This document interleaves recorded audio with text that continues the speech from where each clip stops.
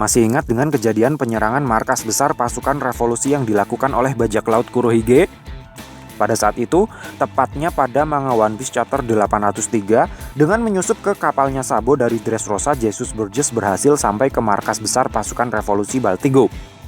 Seharusnya tidak ada yang tahu keberadaan Burgess saat itu, dan tidak ada yang tahu jika dia memanggil bala bantuan untuk menggerebek Baltigo saat itu juga.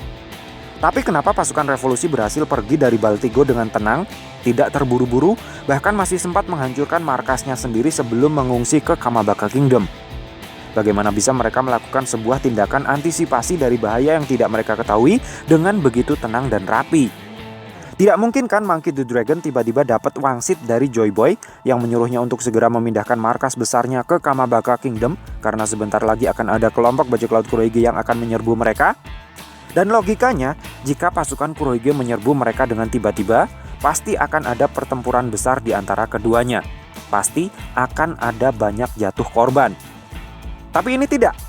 Zero victim, bro.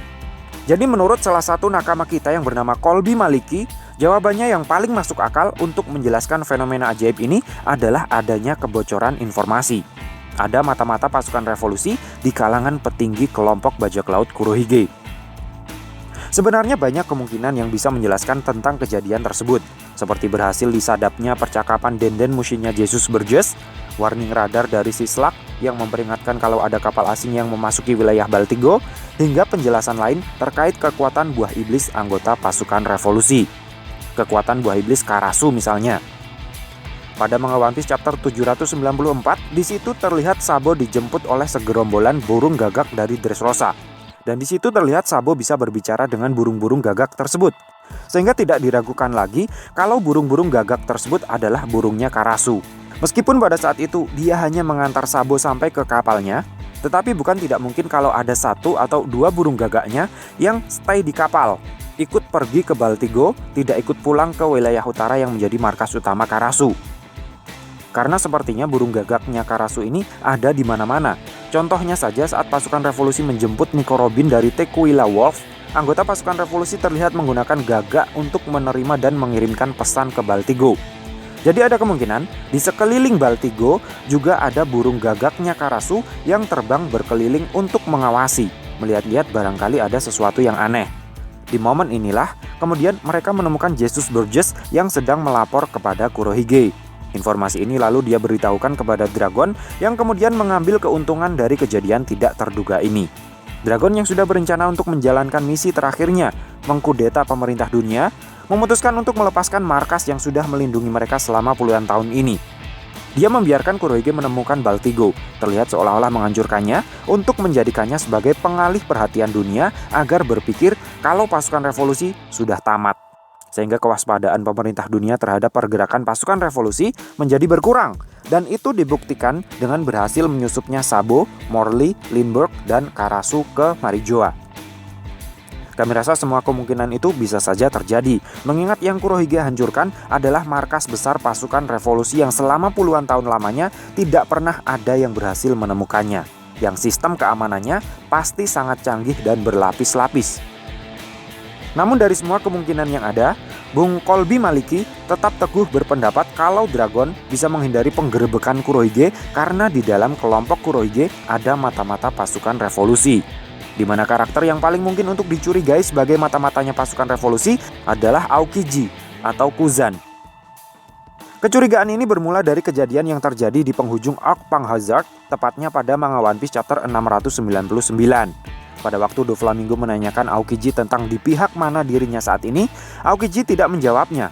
Dia justru mengalihkan pembicaraan dengan meminta tenaga medis untuk segera merawat luka Smoker. Atau mungkin setelahnya sebenarnya Aokiji menjawab pertanyaan Dovi, tapi Eiichiro Oda sengaja tidak menampilkannya, ditunda dulu sampai menemukan momen yang tepat untuk menampilkan jawaban dari pertanyaannya Doflamingo tersebut, seperti surat pemberitahuan Marco kepada Luffy yang delay. Tapi yang jelas, di chapter ini, Doflamingo bilang, rumor tentang Aokiji yang beredar di dunia bawah tidaklah bagus. Dia juga bilang, wajah seorang gelandangan dengan wajah seorang pria yang memilih jalan hidupnya sendiri sangatlah berbeda. Pernyataan Dovi ini jelas mengisyaratkan kalau menurutnya, Aokiji yang saat ini bukanlah gelandangan yang baru saja kalah perang, kehilangan segalanya, bebas kemana saja tanpa arah dan tujuan. Tetapi dia justru sedang menjalankan sebuah misi khusus yang sesuai dengan lentera jiwanya. Dan berdasarkan rumor yang beredar, misi khususnya Aokiji ini sangat tidak baik bagi dunia perbajak lautan. Nah, di chapter ini, yang timelinenya hanya beberapa hari sebelum arc Dressrosa dimulai, besar kemungkinan status Aokiji yang tentunya sudah menjadi bagian dari pasukan revolusi sudah bergabung dengan kelompok bajak laut Kurohige. Misi penyusupan Aokiji ke dalam kelompok Kurohige sudah dimulai. Makanya ketika arc Dressrosa berakhir dan Burgess melaporkan lokasi keberadaan Baltigo, dia sudah bisa membocorkannya kepada pihak pasukan revolusi. Sehingga rentetan kejadiannya kira-kira jadi seperti ini. Burgess menjadi penumpang gelap di kapalnya Sabo yang kembali ke Baltigo. Burgess melaporkan dan memberikan Sherlock Baltigo kepada Kurohige. Kurohige memerintahkan semua anggotanya untuk menyerang Baltigo, tujuannya untuk merampas semua persenjataan yang dimiliki oleh pasukan revolusi, termasuk yang baru saja mereka sita dari gudang senjatanya Doflamingo di Dressrosa. Kemudian Aokiji yang mendapatkan informasi tersebut langsung menginformasikannya kepada Dragon. Pasukan revolusi kemudian mengungsi ke Kamabaka Kingdom, dan penyerangan Kurohige gagal total, cuma dapat pepesan kosong. Kemudian, jika memang seperti itu yang terjadi, maka akan muncul pertanyaan baru. Kenapa Aokiji yang dulunya adalah seorang admiral angkatan laut bisa berbalik arah menjadi bagian dari pasukan revolusi? Aokiji menjadi sosok paling menyita perhatian dunia setelah kalah atau mungkin mengalah dalam pertarungannya dengan Akainu untuk memperebutkan posisi Fleet Admiral. Disusul kemudian dia memutuskan untuk resign dari angkatan laut. Nah, tidak mungkin dalam pertarungan yang memakan waktu hingga berhari-hari tersebut tidak terjadi perdebatan, negosiasi, dan adu argumen tentang masa depan Marine dan ideologi mereka tentang justice.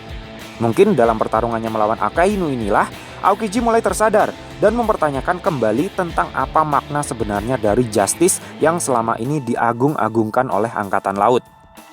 Apakah mereka benar-benar bergerak untuk menjunjung tinggi peri kemanusiaan dan peri keadilan?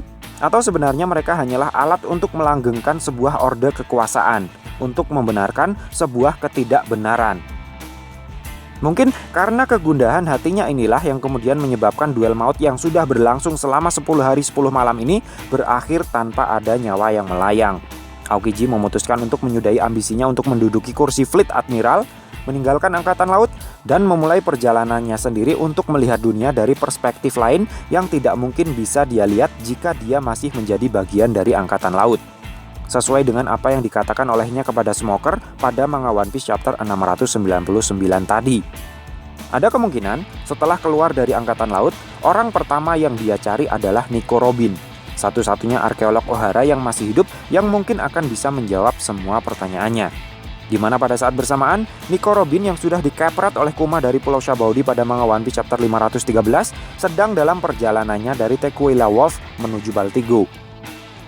Ketidaksengajaan inilah yang kemudian menuntun Aokiji untuk bertemu dengan para pentolan pasukan revolusi, bertemu dengan Monkey the Dragon. Dari perbincangannya dengan Nico Robin dan Monkey the Dragon inilah, Aokiji akhirnya mengetahui sisi iblis dari pemerintah dunia. Mengetahui sisi lain dunia dari perspektif lain yang tidak mungkin bisa dia lihat jika dia masih menjadi bagian dari angkatan laut, sesuai dengan apa yang dikatakan olehnya kepada Smoker pada manga One Piece chapter 699 tadi. Ya, memang Aokiji orangnya terkesan simpel, pemalas, dan minim ekspresi. Tapi di balik wataknya yang santuy, kami yakin betul kalau Aokiji adalah seorang yang overthinker. Ini dibuktikan dengan tindakannya yang selama puluhan tahun terus memantau pergerakan Nico Robin, seorang anak yang diselamatkan oleh sahabat dekatnya, Jaguar the Soul, meski harus dengan tumbal nyawanya sendiri. Dan jangan lupa, Aokiji bukan orang yang bodoh. Kecerdasan IQ, EQ, dan SQ-nya sangat tinggi. Hal itu diperlihatkan di movie One Piece film Z. Dia bisa memahami perasaan Zephyr, seakan-akan memahami dirinya sendiri karena sama-sama keluar dari Marine. Dan ketika ditanya oleh Luffy mengenai tujuannya selanjutnya, Aokiji dengan enteng menjawab, "Ya, aku akan menghancurkan One Piece. Karena itulah yang membuat seseorang bersemangat menjadi bajak laut.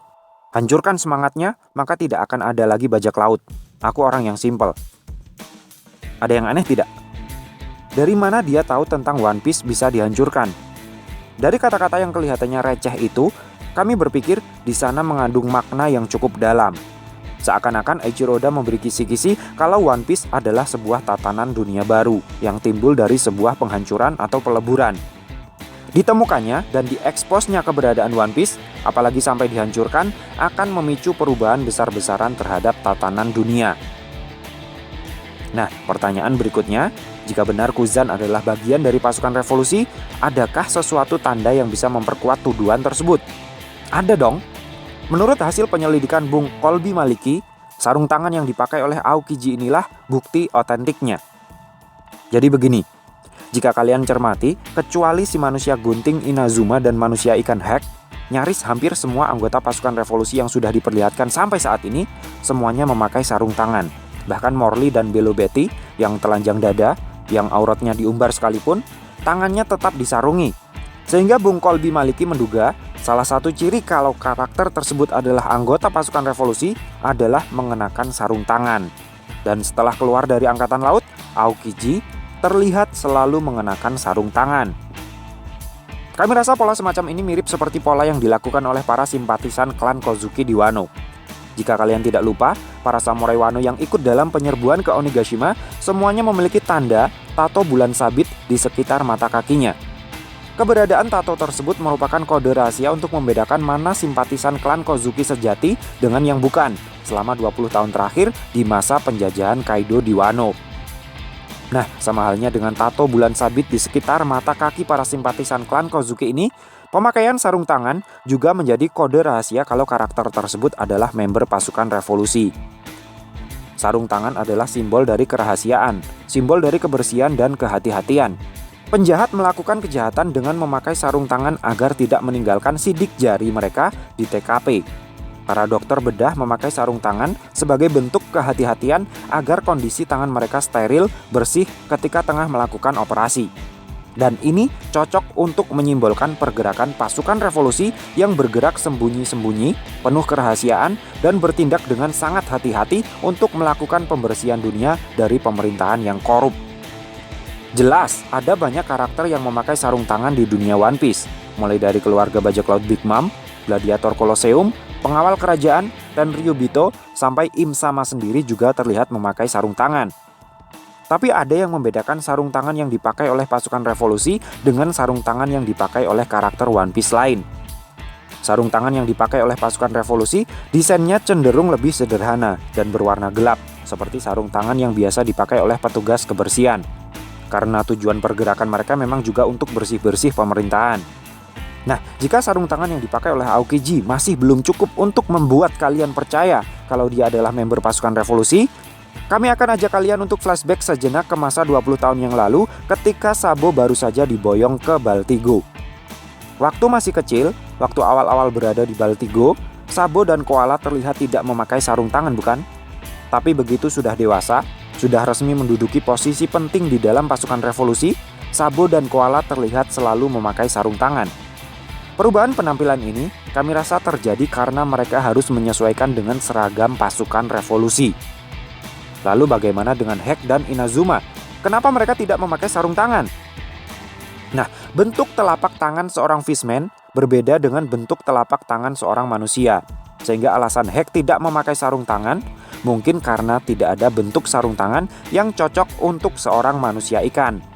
Dan terlebih lagi, jika Hek mengenakan sarung tangan, itu akan menghalanginya untuk mengeluarkan jurus Fishman Karate. Hal yang serupa juga terjadi kepada Inazuma.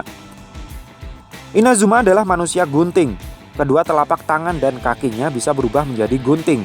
Jadi kalau dia memakai sarung tangan, maka itu akan selalu rusak setiap kali dia mengaktifkan kekuatan buah iblisnya. Jadi, mending gak usah pakai sarung tangan sajalah.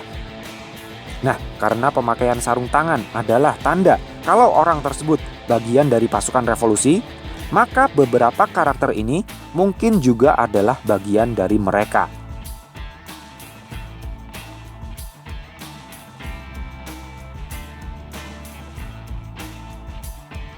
So, piye menurut Mecah?